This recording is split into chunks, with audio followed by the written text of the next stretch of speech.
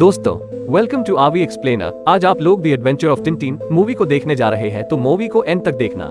Movie की starting में Tintin नाम का लड़का अपने डॉग स्नोई के साथ बाजार में अपनी ड्राइंग बनवा रहे होते हैं। तभी वो बाजार में एक शानदार जहाज के मॉडल को देखता है जिसका नाम यूनिकॉर्न होता है। वो इसे तुरंत खरीद लेता है। तभी एक आदमी भागता हुआ टिंटिन के पास आकर कहता है कि वो ये जहाज खरीदना चाहता है, पर टिंटिन उसे मना कर देता है। पर वो आदमी बहुत ज्यादा डरा होता है। जाते जाते वो टिंटिन से कहता है कि तुम अब बहुत बड़ी मुश्किल में फंसने वाले हो। कुछ देर बाद सैकरीन नाम का एक आदमी उसे मुंहमांगी रकम देकर जहाज खरीदने के लिए कहता है, पर टिंटिन उसे भी मना करके घर चला जाता है। टिंटिन जाना माना एक जर्नलिस्ट होता है और वो जहाज को टेबल पर रख देता है। तभी खिड़की से एक बिल्ली अंदर आ जाती है, जिसके कारण टिंटिन के डॉग स्नोई और उसमें लड़ाई शुरू हो जाती है और इसी कारण वो जहाज टेबल से गिरकर टूट जाता है। पर जब टिंटिन उसे उठाता है तो उसमें से एक हिडन पेन टेबल के नीचे गिर जाता है। स्नोई उसे देखता है पर टिंटिन नहीं, और जब टिंटिन लाइब्रेरी जाता है तो पता चलता है कि सेंट फ्रांसिस यूनिकॉर्न के कैप्टन यूरोप जा रहे थे। तभी समुद्री लुटेरे के हमले से सभी लोग मारे गए और पता चलता है कि यूनिकॉर्न में रम और तंबाकू ले जाया जा रहा था, पर बाद में दावा किया गया कि यूनिकॉर्न पर उससे भी रहस्यमयी चीजें ले जाई जा रही थी। और वो जब घर जाता है तो वहाँ जहाज गायब होता है। उसे सैकरीन पर शक होता है और वो चुपके से उसके घर जाता है और सैकरीन कहता है कि ये जहाज उसका नहीं है, ये बिल्कुल उसके जैसा दिखाई देता है पर ये वो नहीं है। और वो टिंटिन को वहाँ से जाने के लिए कहता है और घर आकर टिंटिन देखता है कि उसका कमरा पूरी तरह से बिखरा हुआ है और स्नोई उसे टेबल के नीचे ले जाता है। वो उसे लेटर रोल के बारे में बताता है और जब टिंटिन उसे देखता है तो उसे समझ आता है कि सैकरीन और सभी लोग इसी की तलाश में है और वो फिर यहाँ आएगा।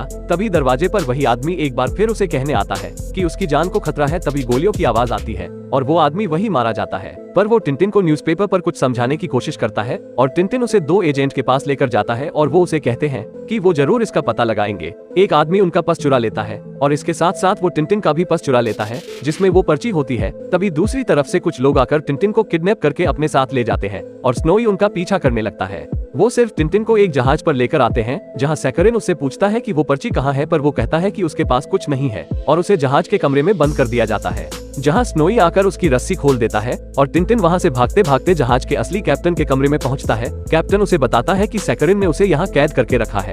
टिंटिन के पूछने पर कैप्टन जब अपना नाम हेडेक बताता है, टिंटिन यूनिकॉर्न जहाज के सीक्रेट के बारे में पूछता है, जिस पर कैप्टन कहता है कि तुम्हें इस बारे में कैसे पता है, क्योंकि सर फ्रांसिस के 3 बेटों का मैं एक ही बेटा बचा हूँ, पर उनके जाने के बाद उनके गम में मैं शराब के नशे में डूब गया।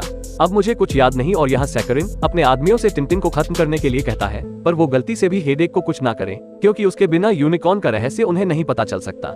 टिंटिन को पता चलता है कि सैकरीन बगदाद जा रहा है, वहाँ के शेख से यूनिकॉर्न का तीसरा मॉडल चुराने और पहेली को सुलझाने के लिए उसे कैप्टन की जरूरत है। और ये खबर वो 2 एजेंट को भी भेज देता है और फिर ये सारी बातें टिंटिन कैप्टन को भी बताता है और उन्हें भी सैकरीन से पहले बगदाद पहुंचना होगा। तो वहाँ चुराए हुए बहुत सारे पर्स होते हैं जहाँ उन्हें बातों बातों में टिंटिन का भी पर्स मिलता है जिसमें अभी भी वो रहस्यमयी पहेली होती है।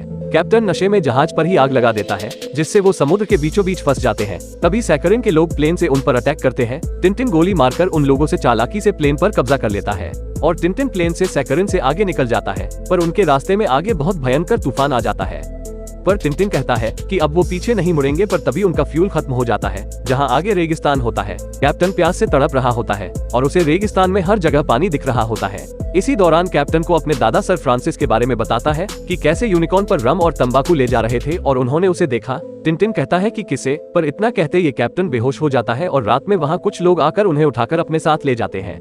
जहां सुबह कैप्टन को सब कुछ याद आ जाता है। वो बताता है कि सर फ्रांसिस ने देखा रेड को, जो समुद्र का सबसे खतरनाक लुटेरा था, और फिर उन दोनों में भयंकर लड़ाई हुई जिसमें सर फ्रांसिस उसके सामने ज्यादा देर तक टिक नहीं पाए और रेड ने उन्हें बंदी बना लिया।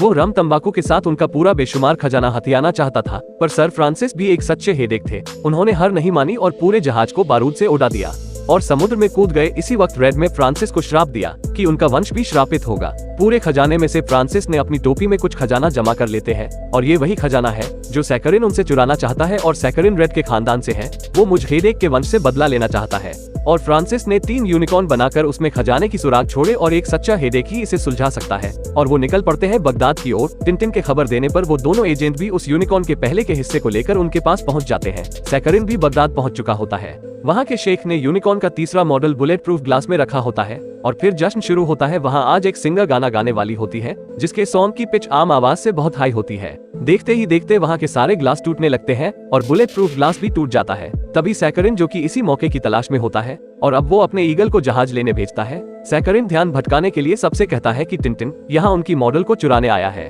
और इसी वक्त वो कैप्टन से भी उस पहली पर्ची को चुरा लेते हैं और अब सैकरिन वहाँ से भाग निकलता है, जिसके पास सब उसे मॉडल की तीनों पर्चियां हैं। टिंटिन और कैप्टन उसका पीछा करने लगते हैं और टिंटिन रफ्तार में आकर सैकरिन से उन्हें छीन लेता है।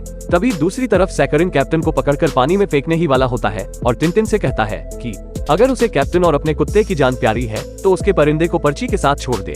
पर टिंटिन के ना सुनने पर वो उन्हें पानी में फेंक देता है, जिससे वो भी उन्हें बचाने पानी में कूद जाता है। टिंटिन उन्हें बचा तो लेता है, पर अब वो तीनों पर्चियां उनके हाथ से जा चुकी है।